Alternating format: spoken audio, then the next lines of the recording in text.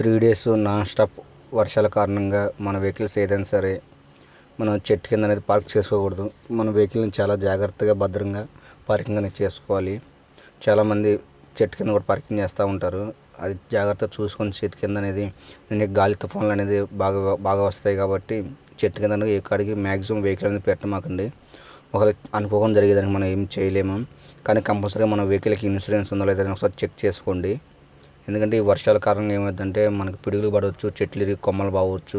మన చెట్టు కింద పెట్టపోయినా కానీ ఎలాగైనా వరద వాళ్ళని కొట్టుకొని వెళ్ళవచ్చు, అలాగే ఉంటుంది. కాబట్టి మనం ఇది కంపల్సరీగా ఇన్సూరెన్స్ కూడా ఒకసారి చెక్ చేసుకోండి.